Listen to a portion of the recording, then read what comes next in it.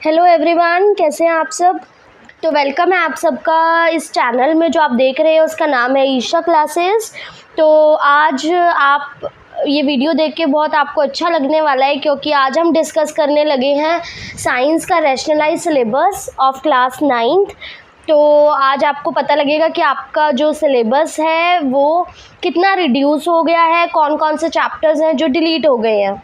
ठीक है, तो जिन बच्चों को अभी तक अपना सिलेबस नहीं अच्छे से पता, वो आज ये वीडियो देख सकते हैं। तो सबसे पहले हम बात करेंगे आपके जो चैप्टर्स कम्प्लीटली डिलीट हो चुके हैं, ठीक है, सीबीएसई से। तो सबसे पहले आपका चैप्टर 7 है डाइवर्सिटी इन लिविंग ऑर्गेनिजम्स। फिर आपका चैप्टर 13 है why do we fall ill. और फिर आपका चैप्टर 14 है नेचुरल रिसोर्सेज। चैप्टर्स में से आपको कुछ भी तैयारी नहीं करने की ज़रूरत for your exams.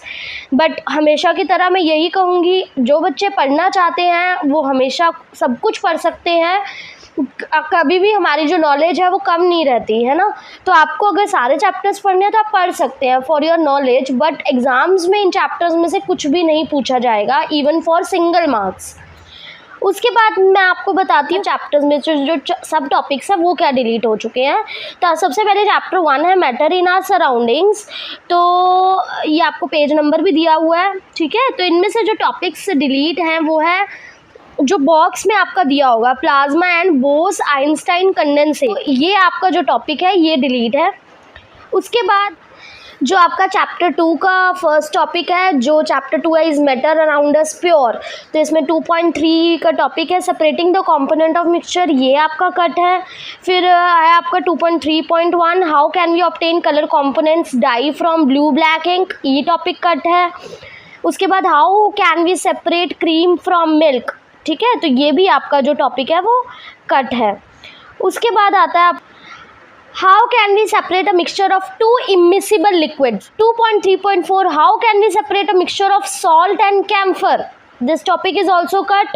Then 2.3.5 Is the dye in black ink a single color?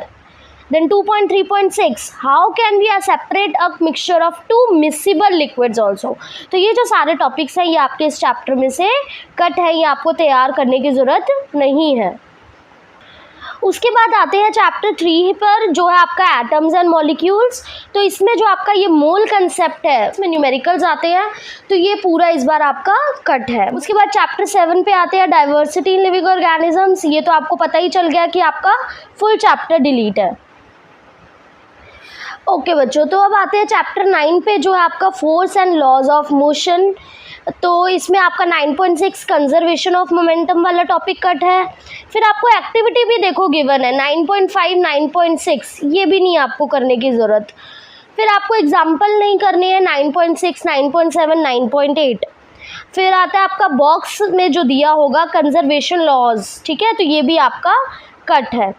उसके बाद आते हैं बॉक्स आइटम्स, जो है ब्रीफ डिस्क्रिप्शन ऑफ इसैक न्यूटन। तो ये भी आपको पढ़ने की नीड नहीं है, सिंपली आप रीड कर सकते हैं, बट आपको ऐसा नहीं है कि ऐसा उसको लर्न करना है या उसमें से कोई क्वेश्चन आएगा, तो ऐसा बिल्कुल नहीं है। उसके बाद आता है आपका चैप्टर 10, जो है ग्रेविटेशन। इसमें जो आपका टॉपिक है how did Newton guess the inverse square rule, तो ये वाला टॉपिक आपको लर्न करने की ज़रूरत बिल्कुल नहीं है, ये नहीं आएगा।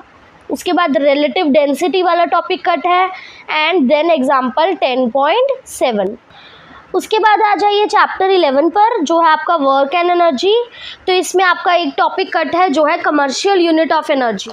उसके बाद आता है चैप्टर 12, ये पेजेस आपको हर चैप्टर के दिए गए हैं। तो चैप्टर 12 में जो बॉक्स आइटम है can sound make a light spot dance, ठीक है, तो ये वाला टॉपिक कट है। फिर बॉक्स आइटम में ही दिया हुआ है सोनिक बूम, ये भी कट है। Then 12.2.1 sound needs a medium to travel, and then 12.5.1 sonar, and then 12.6 structure of human ear. उसके बाद आ जाइए चैप्टर 13 पे why do we fall ill, ये आपको पहले ही बता दिया गया, फुल चैप्टर डिलीटेड है। Then chapter 14 also natural resources, ये भी आपका पूरा का पूरा चैप्टर डिलीट हो चुका है बच्चों, तो ये आपको एक्स्ट्रा पढ़ने की नीड नहीं है फॉर योर एग्जाम्स। बच्चों को ये प्रॉब्लम हो सकती है जिन बच्चों के पास ओल्ड एनसीईआरटी बुक है ना, उनमें उनको पता नहीं लगेगा कि हमने क्या क्या छोड़ना है क्या क्या नहीं पढ़ना, तो वो ये सब देख के अपनी बुक में मार्क कर सकते हैं फॉर योर प्रिपरेशन। बट जो इस बार न्यू बुक्स आई हैं एनसीईआरटी की, वो रैशनलाइज होकर आई हैं, तो जिन बच्चों ने न्यू बुक बाय की है उन बच्चों को कोई भी प्रॉब्लम नहीं आने वाली है, क्योंकि उनकी बुक्स में ऑलरेडी सब कुछ पहले ही होकर आया है, रीप्रिंट होकर आया है। तो बच्चों एक और बात मैं बताना चाहूँगी, अगर आपको बहुत अच्छे से तैयारी करनी है and if want to score very good marks, तो आपको एक्स्ट्रा थोड़ा पढ़ना पड़ेगा। और जो एक्स्ट्रा बुक आप ले सकते हैं वो है आपकी एनसीईआरटी एग्जाम्पलर। इसके अलावा एवरग्रीन की बुक्स आती है, एग्ज़ाम आइडिया आते हैं, तो ये बुक्स आप इजीली बाय कर सकते हैं ऑनलाइन ऑल्सो और मार्केट ऑल्सो। तो इसमें काफ़ी अच्छे क्वेश्चंस गिवन होते हैं, theoretical questions also and numericals also, तो उससे आपकी बहुत अच्छी प्रिपरेशन हो जाएगी। ठीक है, तो आज की वीडियो में बस इतना ही। आई होप आपको अच्छा लगा होगा और आपको सब कुछ समझ आ गया होगा। तो जिन बच्चों ने ये वीडियो अभी तक नहीं देखी है वो जल्दी से देख लीजिए, और जिन्होंने इस चैनल को सब्सक्राइब भी नहीं किया है वो जल्दी से सब्सक्राइब कर दीजिए। मिलते हैं जल्द अगली वीडियो के साथ, तब तक के लिए thank you and have a good day.